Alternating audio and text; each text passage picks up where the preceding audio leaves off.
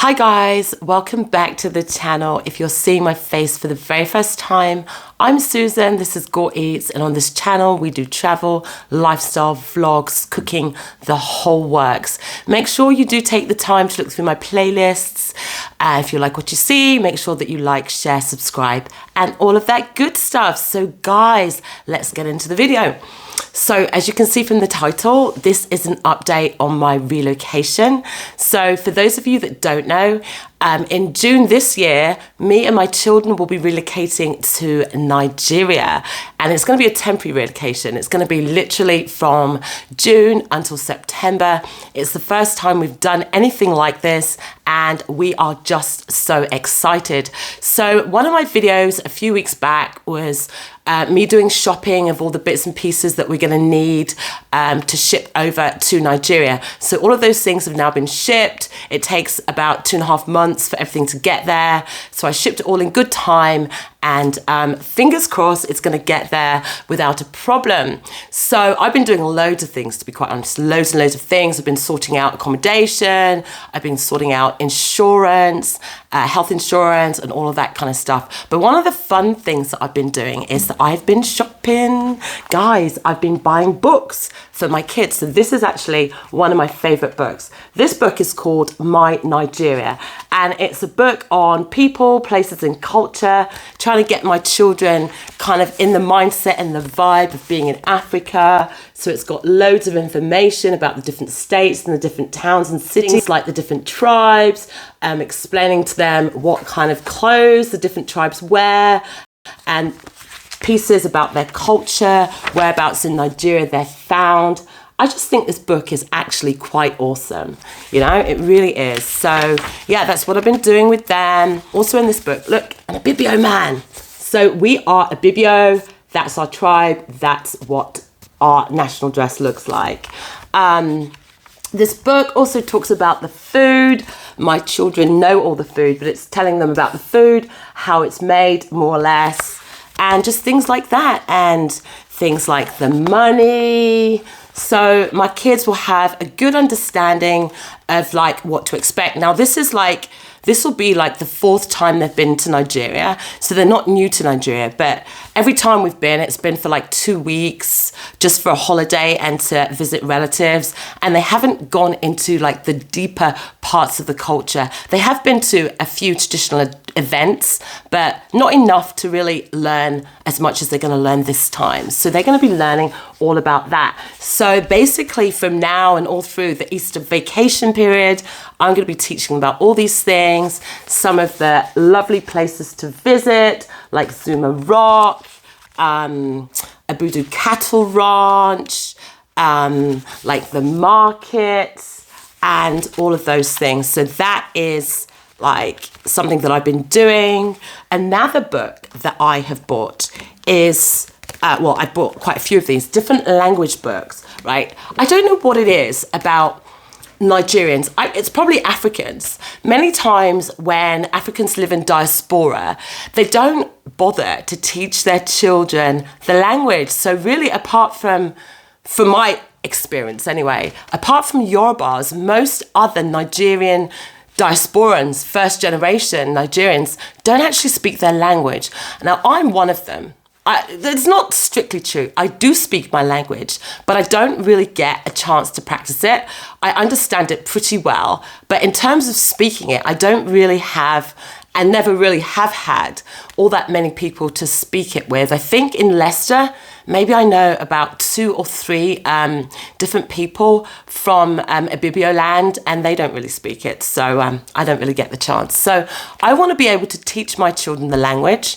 I do teach them the bits and pieces that I do know, but I want them to have a deeper understanding of it. So I'm starting off with the numbers. So this is a book on ibibio numbers, and I think this book is actually quite awesome. It's like numbers 1 to 100.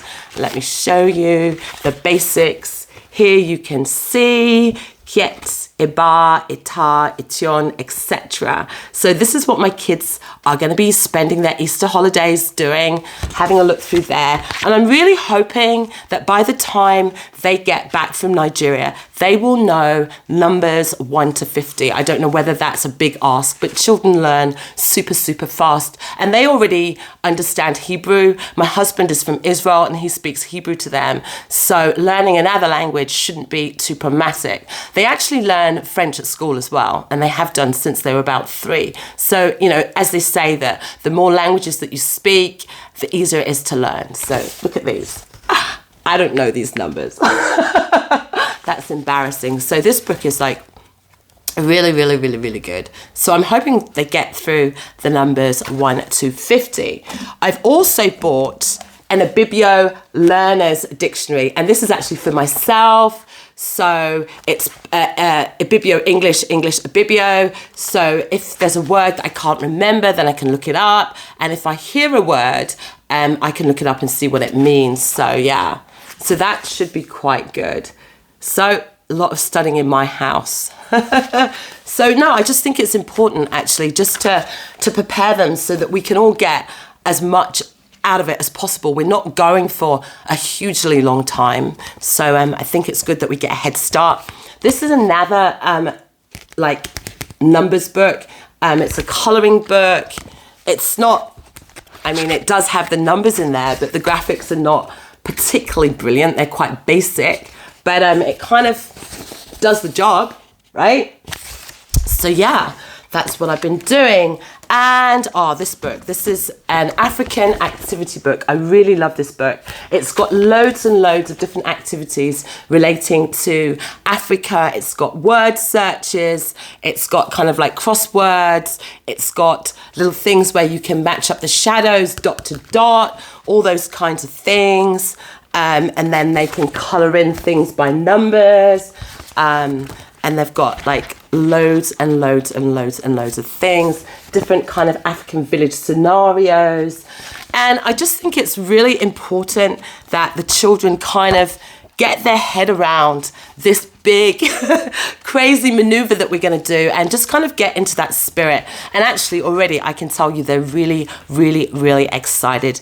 I'm really excited. I really am. And yeah, I really hope we are going to have a smooth time. And also they've got different things on the different flags, just for the children to learn, the different animals that they're likely to see. And yeah, so it's exciting. In the next couple of weeks, I'm going to sit down and do like an itinerary. Well, the original plan was actually to land into Abuja as I normally do and then go over to Lagos. But do you know, recently I've been thinking to myself, I would really like to visit Ghana. I don't really have time on this trip to do Ghana as a country, but I'd just like to visit Accra. So what I'm thinking about, this is maybe a bit crazy. The thought popped into my head the other day. What I'm thinking about is actually flying to Accra, maybe spending a week or so in Accra. I've got a few friends there. And then doing a road trip across the, like along the coast to Lagos. So we'll see. It's not actually that long, but I'm not really sure what the fuel situation is going to be in this region by the time we go. But I'm going to really, really look into it. And I'd love to be able to go through the other countries, through Togo, through Benin Republic. It would just be awesome. I mean, if it's not possible to go by road, we might just literally just land into Accra in Ghana and then probably just fly to Lagos from there. I think it's like about an hour's flight or something like that. So it's not too... it's not going to be too much of a hassle. So when we do get to Nigeria, we'll be spending a little bit of time in Lagos. In Lagos, I'm just going to do some of the administrative stuff, open a bank account. I did have one. I haven't used it for years, so I'm going to have to open another one.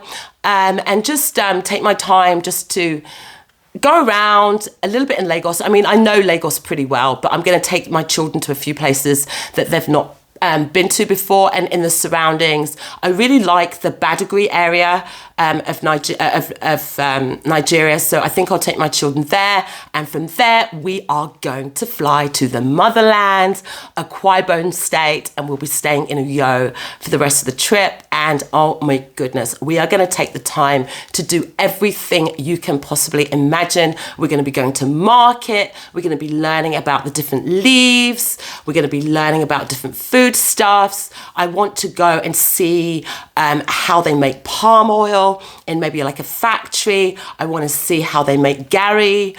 Just so many things. We'll be spending some time in our ancestral village and just literally being in the bush.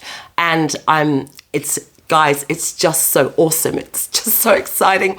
I don't even know where to start. So I've got to really sit down with a schedule and really like plan out exactly what we want to do. And also at the same time, keeping my ear on the news and seeing what's happening.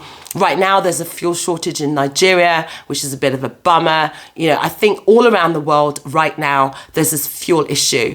But in Nigeria, it's pretty bad because the jet, like NEPA or whatever they call themselves these days, is not very reliable. And so you're going to need a generator. And if there's a fuel shortage, then that poses a lot of challenges with air conditioning. Or I'm not actually that bothered about air conditioning because I don't like it. But things like having the fridge on, charging your phone, using your computer, internet, all that kind of stuff. So, but you know what? That's just all part of embracing Nigeria, you know? I'm not going with this preconceived notion that everything is going to be fairy tales and great and smooth. I know it's going to be bumpy, and we are going to be ready for that, guys. We're going to be ready. So that's where we are so far. I'm going to keep on updating you along the way, but I thought I'd do an update because it's been a while since I had done one. So that's where we're at. Guys, if you enjoyed this video, make sure that you like, share, subscribe, all of that good stuff, and I will see you another time. Bye.